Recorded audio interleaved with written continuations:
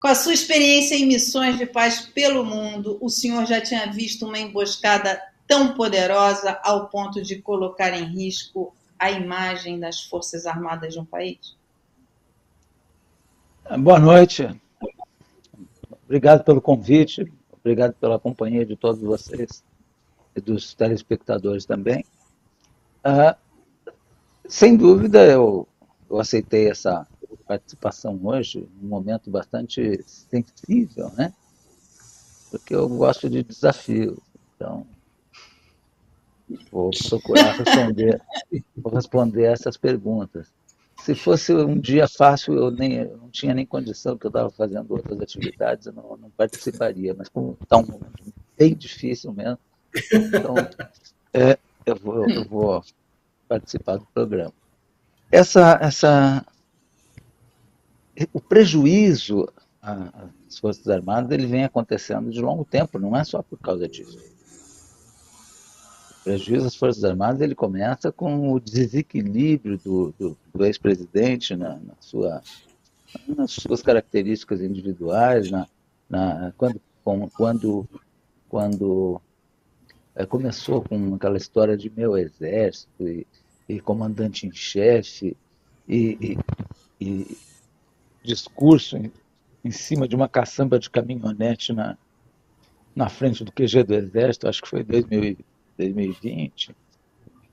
E depois aquela, ah, aquela maneira de arrastar as Forças Armadas para o jogo político, aquela história depois do primeiro turno, quando entrou numa crise existencial política ali, e aqueles acampamentos se formaram na frente do QG, e as pessoas, quando um jurista disse que o Força Armada era poder moderador.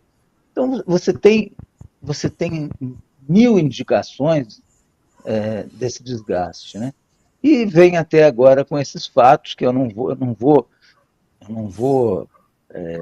trazer julgamento, vou comentar os fatos, o que está acontecendo, mas sem fazer julgamento de pessoas, porque isso aí já está na esfera da investigação policial, está no controle do judiciário já, com inquéritos, etc. Então, eu não vou antecipar aqui, julgar ninguém, mas os fatos são terríveis, né? Os fatos são muito ruins.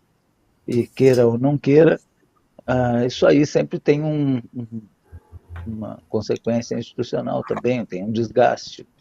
Agora, o grande, o grande crime contra o Exército foi dizerem para aquelas pessoas que estavam ali na frente dos quartéis de que as Forças Armadas iriam tomar uma decisão política.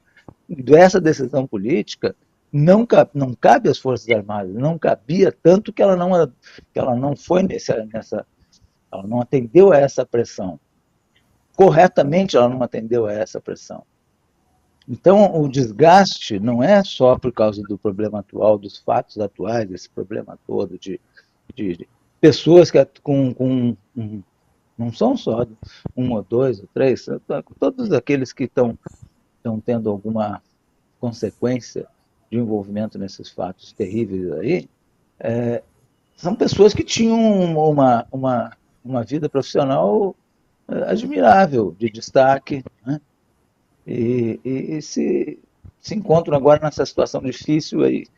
Então, o que aconteceu General, nesse Brasil, né? Então a é gente isso aí sabe. que. Queria fazer uma pergunta. Meu nome é Ricardo Couto, estou aqui em São Paulo. É, Antes da posse do Bolsonaro, só quem não podia dizer que não sabia quem ele era eram os generais que estavam junto com ele. Né? Dentro do Exército, todo mundo sabia muito bem, desde os anos 80, quem era Jair Bolsonaro. Né?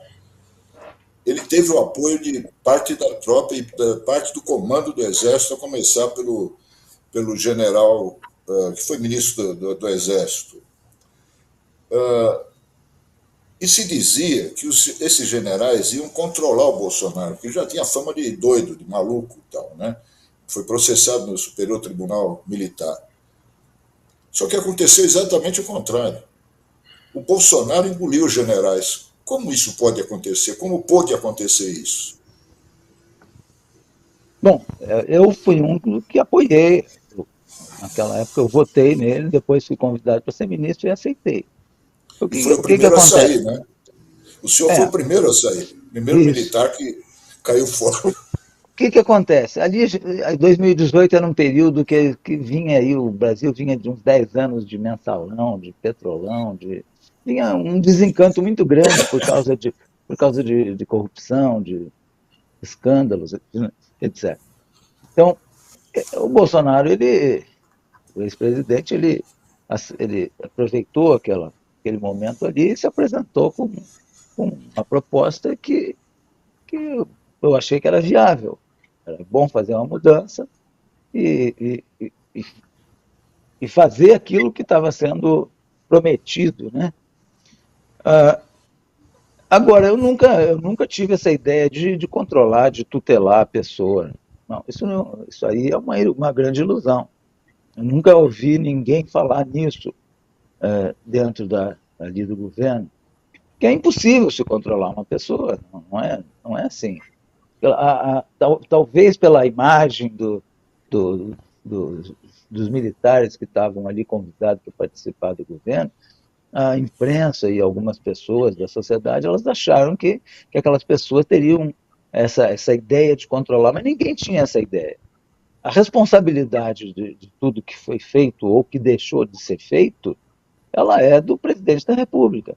Porque toda vez que a gente colocar essa, essa responsabilidade, essa expectativa dos assessores, nós estamos aliviando a responsabilidade do chefe.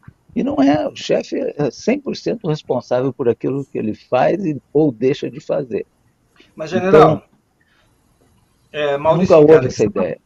complementando essa pergunta, só que junto com o senhor entraram entre 6 a 8 mil oficiais que tiveram ali um aumento substancial no soldo com cargos de confiança dentro do governo.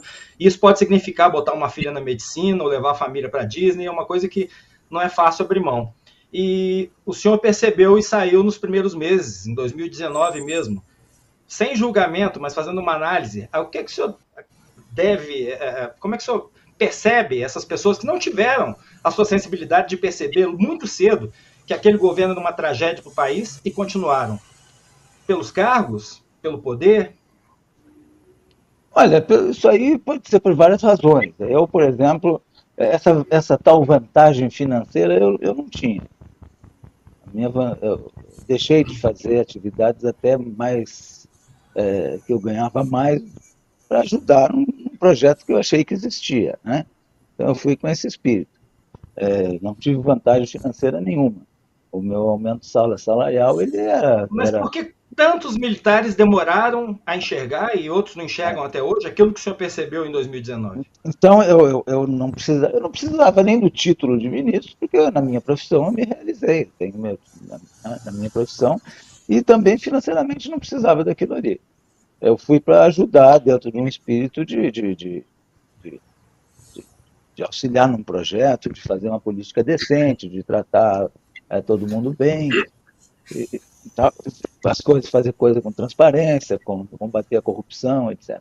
Mas, mas eu encontrei também uma situação que era visível, todo mundo viu, um apoio de um bando de fanáticos, de bandidos de internet, de uma gangue de internet, um comportamento de seita, que tinha um guru, um negócio complicado. Então eu me posicionei, me tornei incompatível, a minha presença no governo ficou incompatível com o andamento das coisas e não tem problema nenhum o presidente substituir ministro. Então eu fui substituído. As condições que eu fui substituído é que foram condições criminosas ali, inventaram as idiotices ali de. Como é que foi a última conversa que o senhor teve com o então presidente Bolsonaro, né, quando o senhor saiu? Como foi a última conversa? Não, quando eu saí, no dia que eu saí, já tinham me ofereceram a coordenação do SESI, eu não aceitei, eu disse que eu não fui lá para ganhar dinheiro, não ia trocar minha função de ministro por qualquer outra, mesmo que fosse muito mais rendosa, porque eu não fui lá para ganhar dinheiro, eu fui lá para trabalhar dentro de um projeto. Eu falei que não aceitava, que eu sabia que eu ia embora sem problema nenhum, né? E também facilitei as coisas, eu não vou ficar discutindo, já tinha acabado, peguei e fui embora.